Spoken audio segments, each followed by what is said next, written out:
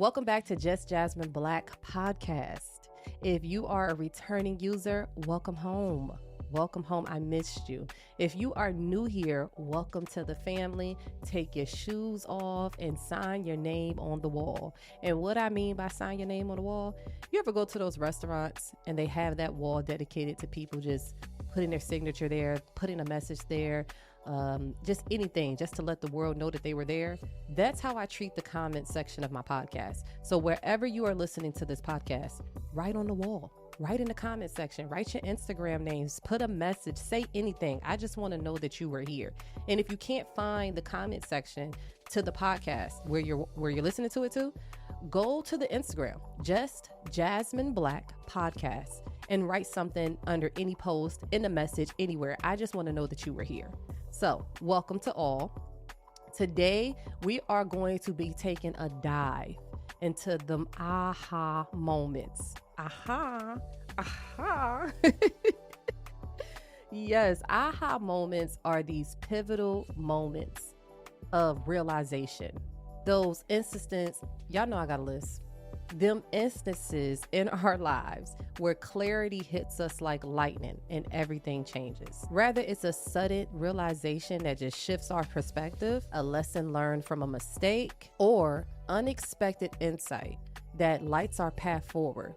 These moments can redefine who we are. Join me as I share a few stories on how these realizations impacted me and how they shaped my future. Let's uncover this magic together. Let's get into it. So today is October 2nd, you guys.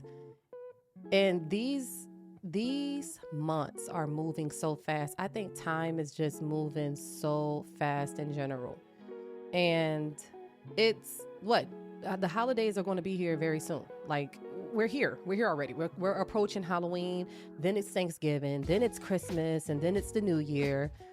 And look, November is next month. You might as well just start buying everything you need for Thanksgiving now. The paper plates, the food, okay? You might as well just start getting everything now because it's going to be here so fast. And that leads me to aha moment number one. My very first aha moment that I remember happened on Thanksgiving. I was about 14 years old and family had came from all over. We used to throw really big Thanksgiving parties when I was younger. And my grandparents came and other relatives came to see my grandparents, the relatives that you don't really know like that, but your grandparents say you're related somehow, some way. Yeah, all of them, their kids, kids, and then my immediate family and everybody, and then friends and the whole shebang, right, for Thanksgiving. And we had paper plates and paper cups and utensils, and we thought we had enough. And next thing I know, people start getting the real plates. They start taking out the real plates, the real forks, the real cups. And I just saw the dishes just piling up, not to include the dishes that was already used to prepare Thanksgiving dinner. Okay, so we got all the Thanksgiving dishes, and now all the paper plates and the paper cups and the plastic utensils are all gone. And now people are using the real thing. Okay, so the sink is just piling, the counters are piling, and it's just coming in. I never once thought that the Thanksgiving dishes was going to be on me and me by myself. I did not think that at all, okay? But once everything was done and finished, my mother looked at me and said, "I'm tired. Can you do the dishes?" Listen, y'all for me to remember this moment and for it to make this list, yeah, I was terrified. I was very afraid because I thought that I was going to be in there for the next 2 days. I thought I was going to be in the kitchen for the next 2 days. So, of course, I had to. I didn't have no choice. I'm the oldest. My siblings are much younger. So even if they did try to help me, they would just be in my way because they're too young. So the only thing that came across my mind was, oh my God, I'm going to be in this kitchen all night and to the next day. Well, I went in there and I started doing the dishes, and I was done in about 45 minutes to an hour. And when I got done, I stood back and I said, oh my God, I'm done. And I still have time to go enjoy my cousins and to go play with go play the games that the family was playing and go talk to people before they leave, because I thought I was going to miss out on Thanksgiving because I was in there doing dishes. And I didn't start the dishes when everybody left. I started the dishes when everything died down. And because I knew everybody was going to be leaving late that night. And I just couldn't believe that I was terrified to do something that only took an hour. And that changed my perspective on not being a procrastinator. At 14 years old, I had that aha moment. And it caused me to be a doer. It caused me to be a doer. It caused me to just do things because it's probably not as bad as you think, Jazz. Remember that one time at Thanksgiving? You thought that was going to... I had that same attitude towards homework moving forward. I had that attitude towards anything that I felt like was going to take a long time. I would always ask myself, but what if it doesn't? Remember that one time at Thanksgiving?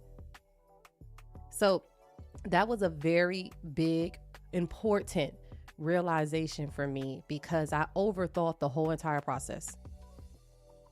I overthought it. It did not take me more than an hour to get it done. And I thought about all the things in life. Well, I'm happy I learned that lesson young because a lot of people don't realize that they're overreacting to a lot of things until later in life, or that they overreacted until later. So I'm happy that I learned that lesson at 14 because I didn't really have to learn that lesson too much more because I always thought about Thanksgiving at 14 and how I thought it was going to take forever, and it literally only took 1 hour. So that shifted my mind from 14 and up. So that is aha moment number 1. Let's get into moment number 2. So a lot of you guys know that I used to be a dancer. I used to be an exotic dancer from 18 years old to 29 years old. So that is about 2009 to 2020. And I'm sorry if my math is wrong, but that's the year I remember dancing. And one day I was in the club in Atlanta, and we were having a big party for Floyd Mayweather fight. We used to do these fight night parties at the club. And the club was starting to get full. And I was just making conversation with the customers because it was early in the night. So it wasn't time to, really get activated and start moving around. And I just sat down, started talking to this guy. I said, everybody knows Floyd is going to win. Floyd wins all the time. Why do people still rush to and pay all this money to see Floyd fight when you could just have the assumption he's going to win because he was undefeated at that time? And he said to me, because people are finally waiting for the day that he loses. And I said, oh my God. I never thought about that. Wait. And this still is mind blowing to me. As simple as it is, it's still mind blowing to me to this day. He said, people are not coming to see Floyd win. They're coming to see the day that he finally loses. Wow. That shifts a lot of things for me because I always thought that when people supported you and liked you and rooting for you, that they always did. I never thought that maybe there comes a time where people finally, the people that once loved you, liked you, and supported you, get bored with that. Now it's time to see you fail. Now it's time to see you fall. Now it's time to see your undefeatedness end. Who's going to defeat you now? I never thought that your supporters can turn into people who are now supporting you to fail. And that was another major aha moment for me.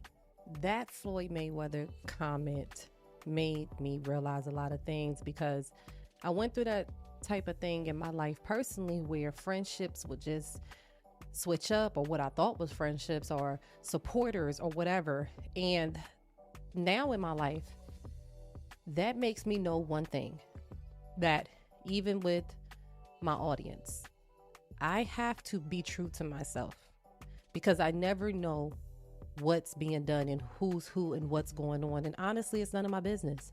I have to just stay true to myself and do what I feel is right and just continue to be myself and continue to win and do my thing, because you never know when the crowd is showing up to watch you finally lose. That is such an amazing aha moment for me, because I have decentered everything, all opinions, what people think, what people like, what people don't like. I have decentered all that. And the only thing that matters is Jasmine's mission, what Jasmine is doing, and if Jasmine is happy with it. That's all that matters. Although I love my audience, I have to be me. And I have to just hope that people are genuinely supporting me and genuinely here to watch me win, and that can relate to my winning, and that my winning helps them, and that my winning may inspire them. Even my failures.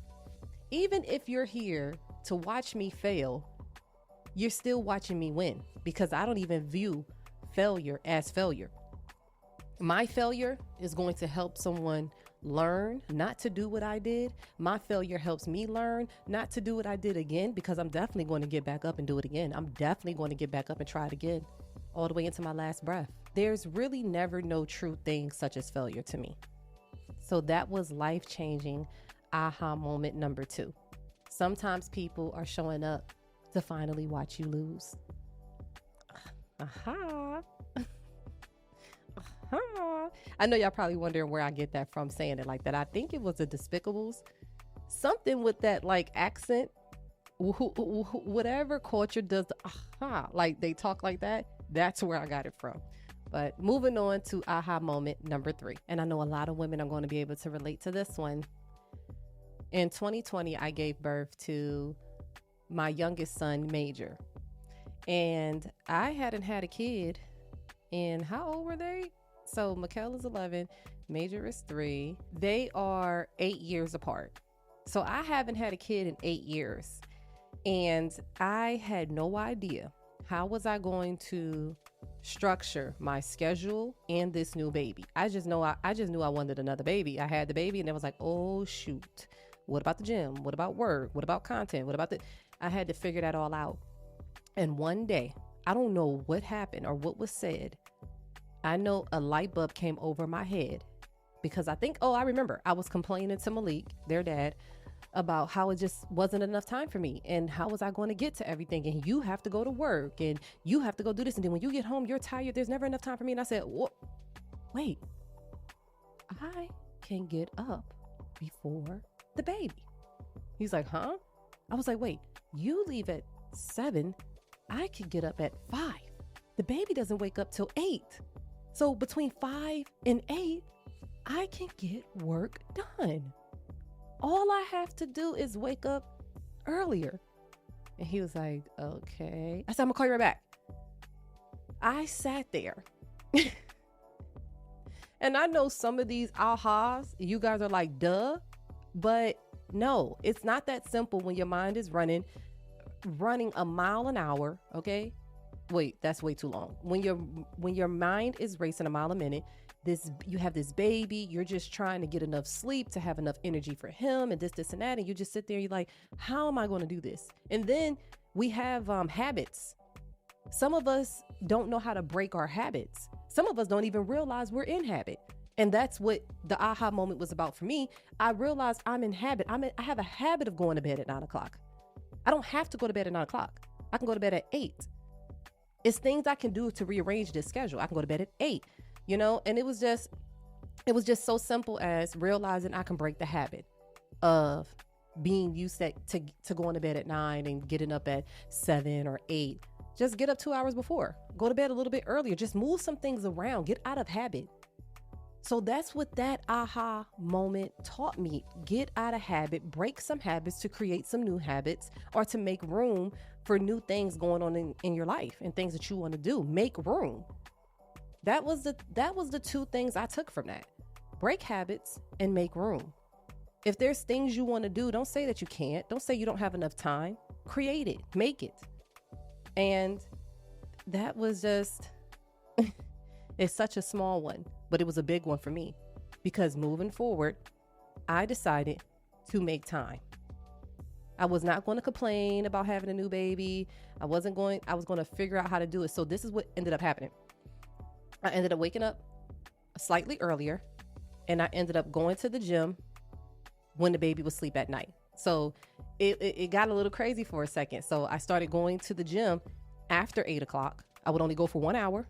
I would come back, I would go to sleep, and I would wake up before the baby to get my work done. So that aha changed my perspective. Another aha moment that I had in my life recently, actually, as I am kicking down the door to my fear of speaking, I had to prepare myself by listening to other podcaster women. And I ran across the amazing, the intelligent, the amazing, the brilliant Mel Robbins. And I was deep diving on Mel Robbins and listening to a lot of Mel Robbins episodes. And one particular episode, she said, get up and say, I get to do this. Versus waking up and saying, I have to do the chores, I have to go to the store, I have to edit this video, I have to create content, I have to. Have to sounds like an obligation. It sounds like something that's forced. It sounds like something you don't want to do. It definitely doesn't sound like something you appreciate to do. And she said, get up and say, I get to. Wow. I get to do the chores today. I get to edit this video. I get to create content. I get to pick my kids up from school. I get to do all these things. And that was powerful. The next day, I literally woke up and said, I get to clean. I get to edit this video. I get to relax today. That's literally was my mindset the next day I woke up. And even if I had to go to work, I would have woke up and said, I get to go to work today. That was so, once again, one of those small things that just was like, wow. Because there are a lot of days that I wake up and the obligations that I do have, they sound like burdens. And even the way we speak about them out loud, they sound like burdens. The way we complain about our lives, we sound like we don't want to do them. We don't, it can even get a little darker and say, you sound like you don't even want to be here. It doesn't sound like gratitude when we wake up complaining about all the things that we get to do with our day. Now, I can understand, there's probably things that we would rather be doing, but just to even get to do those things and wake up and have those problems is still a blessing. So thank you, Mel Robbins. That helped transform the way I view my days, and even the days where there are things that I'd rather be doing something else with, but thank you. That was a shifting time for me. So waking up and just changing the way that I speak about my day is impactful. It was powerful. And I appreciate the amazing, wonderful Mel Robbins for that. Last aha moment. Well, I have two more. Well, I have one more after this. Okay. So I have two. Here are the last two aha moments I've had. So my grandfather was passing away. He was sick. He was in a hospital. He was in ICU, and he was coming up on his last days. I didn't have a lot of money. I had a home. I had a new baby, which was Mikkel, the older one.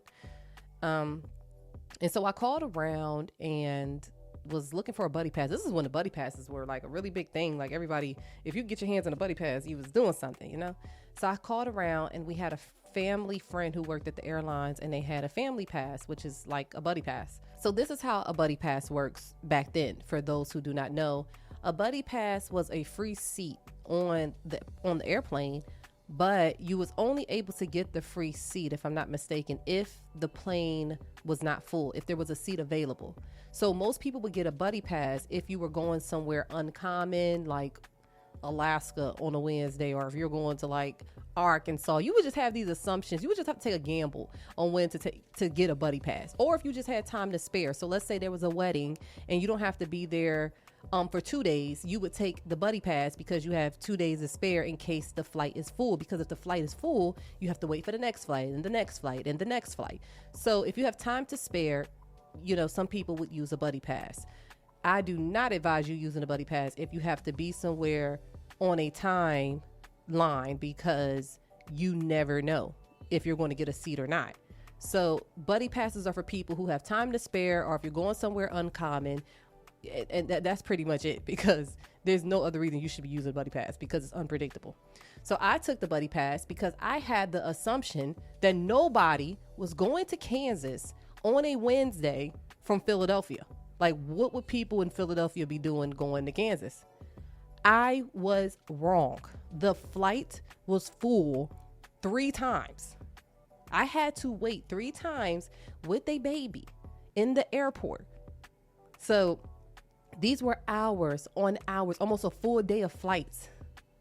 I had to wait because I went to the airport with the assumption that people from Philadelphia were not going to Topeka, Kansas. That was an aha moment for me, because a lot of us have this perspective of the world that's not nowhere near true. We think that people all over the world aren't moving around and doing what they want to do and doing certain things, and you would just be amazed at the things that is going on in this world right now, midday. And so I just had a crazy assumption that people, I don't even think it was a crazy assumption. I think it was a valid. It's like, who the heck is going to Kansas, and why are you going to Kansas today? But it helped me because I had such a small perspective on the world. I think that everybody is pretty much doing the same thing during the same time. Like, I probably thought everybody was taking a nap around 12 o'clock. I figured everybody eat lunch around this time. I'm the type of person that, I used to be the type of person that would probably start a business and say, oh, no one's going to want this. No one's going to attend this. And that situation with me going to Kansas changed my perspective on everything. I think there's something out there for everybody. I think any business could work. It just depends on your demographic. I mean, you may have to find your tribe. You may have to find your people. You may have to find your audience. But there's something out there for everybody.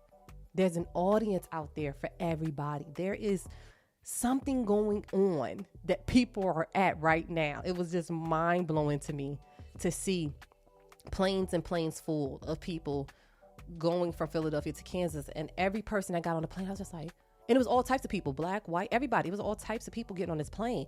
And I just was looking like, what are these people doing? Where are they going?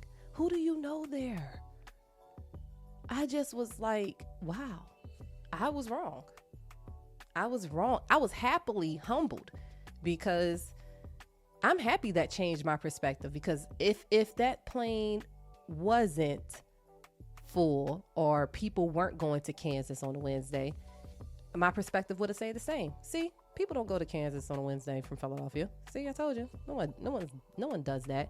I love when something challenges my perspective, because it helps me break the cycle of thinking things that's not true or having these assumptions. So I loved it.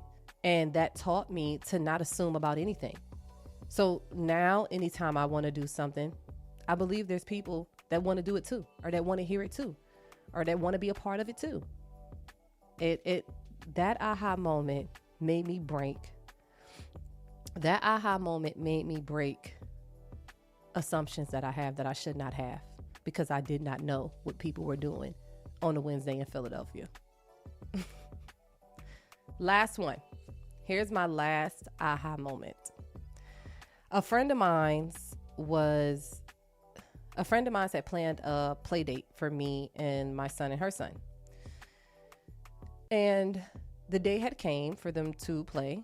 And I said, I'm going to go ahead and cancel. And she said, why? And I said, it's raining. And she said, so? And I was like, well, who goes out in the rain? It's like cloudy. It's nasty outside. It's raining. I'm like, what, like, you're supposed to cancel plans when it's raining. Like, when I was growing up, everybody canceled things because it was raining. There was times I didn't go to work because it was raining. I mean, it's raining. Like, everybody knows that. And she's like, no, we don't cancel plans because it's raining. And everything we're doing is indoors anyway. So why would we care that it's raining? And I was like, I don't know. Like, that's just, I don't know. It feels weird to still go outside and it's raining. So she came anyway. And we did our plans anyway. And the boys had so much fun. And that changed my perspective again. With my assumption again that people aren't doing things when it's raining. I think a lot of us grew up with that saying too, like people saying that, oh, it's raining, girl, it's raining. I think we grew up around people who made excuses not to live their best life, people who made excuses not to complete their day, people who made excuses not to chase their dreams, people who made excuses not to show up. And I wanted to stop a play date that ended up being a really, really good day because it was raining. And if it wasn't for my friend saying, no, we're not going to cancel the plan, and the boys are excited because it's raining. And if she wouldn't have said that, I would have just hung up the phone and do what we normally do. We cancel plans when it rains. I would have just hung up the phone and just rescheduled for another day. Another form of procrastination, unnecessarily giving up on something for no reason. So we went to the movie theaters. They watched the movie. I think we went to Sky Zone, the little trampoline place. I think we came back to my house and we had wine on the couch and the boys played, and it was an amazing day. No one never cared about the rain, not one time. Just to run to the car and run into the movie theater. I think by the time we got to Sky Zone, the rain wasn't even that bad. I think the sun had even peaked out at one point.